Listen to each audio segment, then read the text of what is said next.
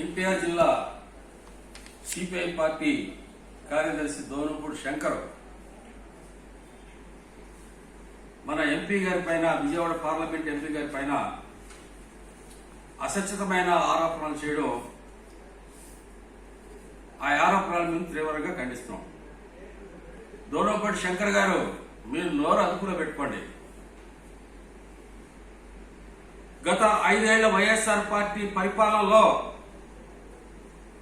ఇసుక కానీ, గ్రావెల్స్ కానీ, కొండలు కానీ, భూగర్భ ఖనిజాల సంపాదించిన అన్ని విషయాలలో మరి ఆనాడు వైసీపీ జగన్మోహన్ రెడ్డి ముఖ్యమంత్రిగా ఉన్నప్పుడు ఈ కృష్ణా జిల్లాలో కానీ, ఎన్టీఆర్ జిల్లాలో కానీ మరి ప్రజల యొక్క రక్తాన్ని పీల్చి కోట్లాది రూపాయలు విలువ చేస్తే భూగర్భ జలాల సంబంధించిన ఖనిజాలను దోచుకుపోతున్నప్పుడు మీరు ఎందుకు నోరు మెదపలేదని చెప్పేసి నేను ప్రశ్నిస్తున్నా. శంకర్ గారు, మీరు ఆ రోజు వైసీపీ గవర్నమెంట్ లో చేస్తున్న అవినీతి, అక్రమాలకు, దోపిడీలకి, దందాలకు మీరు ఒత్తాసు పలికి ఆ రోజున్న ఆదాయం కోసం మీరు నోరు మెదపలేదు. ఈ రోజు నారా చంద్రబాబు నాయుడు గారు ముఖ్యమంత్రిగా వచ్చిన తర్వాత మరి రాష్ట్రంలో కానీ, జిల్లాల్లో కానీ ఇసుక పాలసీ విధానాన్ని తీసుకొచ్చి ఇసుక పాలసీలకు ఎవరైతే అక్రమంగా పాల్పడతారో వాళ్ళపై కఠిన చర్యలు తీసుకోవాలని చెప్పేసి ఆ రోజు ఒక నిబంధన ప్రకారం రాయడం జరిగింది.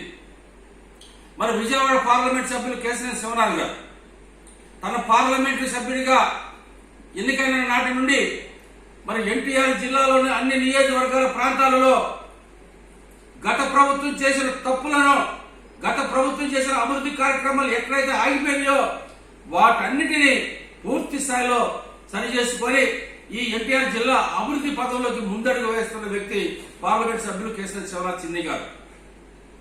ఆయన చేస్తున్న అభివృద్ధి కార్యక్రమాలు చూసి మీరు ఓర్వలేక వైఎస్ఆర్ పార్టీ నాయకులతో టైప్ అయ్యి ఆయనపై అసత్యమైన ఆరోపణలు చేస్తున్నా ఉంటే అసలు నీకు సిగ్గుందని నేను ప్రశ్నిస్తున్నా.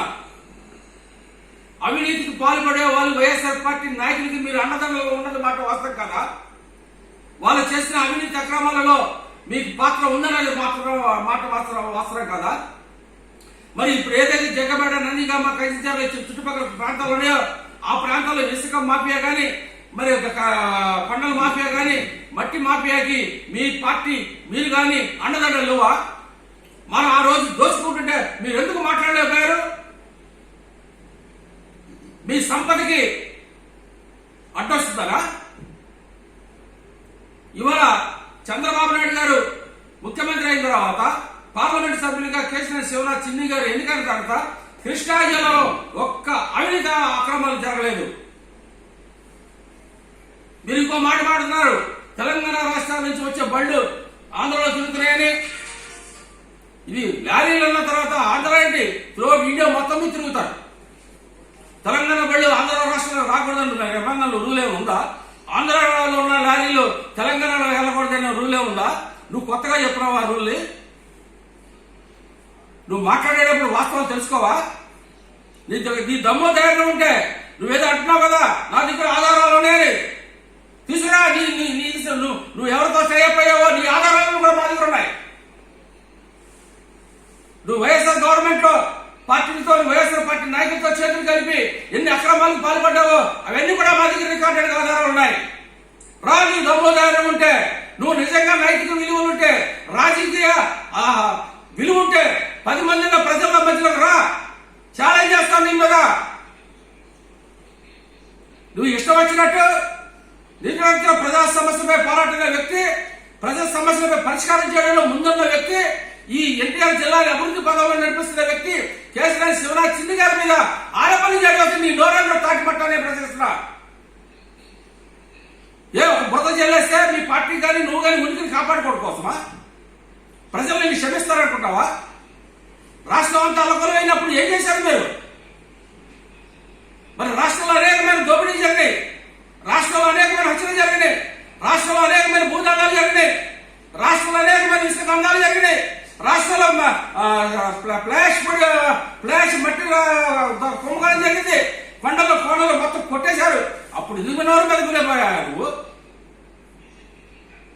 ఈనాడు మీ పార్టీ మునిగిని కోసం, నీ కోసం ఒక మంచి వ్యక్తిని, ఒక ప్రజా పరిపాలన ఉన్న పార్లమెంట్ సభ్యుని, ఒక ప్రజల యొక్క సమస్యని పరిగణన తీసుకొని ఆ సమస్యను పరిష్కరించడానికి ముందున్న వ్యక్తిని, ఈ జిల్లాని అభివృద్ధి పథకంలో తీసుకెళ్లాలన్న వ్యక్తిని తప్పుడు ఆరోపణలు చేస్తున్నారు. శంకర్ గారు, మీరు నోరు అదుపులో పెట్టుకోండి. నోరు అదుపులో పెట్టుకోకపోతే ఈ ఎన్టీఆర్ జిల్లాలో ప్రజలే నీకు తెగని పొరపాటు చెప్తారని చెప్పేసి హెచ్చరిస్తున్నా. మీ ఇష్టం వచ్చినట్టు మాట్లాడితే ఎవరు చూస్తూ ఊరుకోరు. ఇక్కడ దూరపడి శంకర్ గారు నీ మీద అవినీతి ఆరోపణలు ఎన్నో ఉన్నాయి, కోళ్ళొక్కగా ఉన్నాయి. వాటి గురించి మాట్లాడితే తెలుసుకో. ఒక నిబద్ధతతో పరిపాలన చేస్తున్న ఒక నిబద్ధతమైన వ్యక్తి పార్లమెంట్ సభ్యునిపై తప్పుడు ఆరోపణలు చేస్తే నీకు ప్రజలే తగిన గుణపాఠం చెప్తారని చెప్పేసి తెలుగుదేశం పార్టీగా మీకు హెచ్చరిస్తూ ఇంకొకసారి నోరు అదుపులో పెట్టుకోవాలని చెప్పేసి, లేకపోతే నీ నేలకి చేరేస్తానని చెప్పేసి హెచ్చరిస్తున్నాం.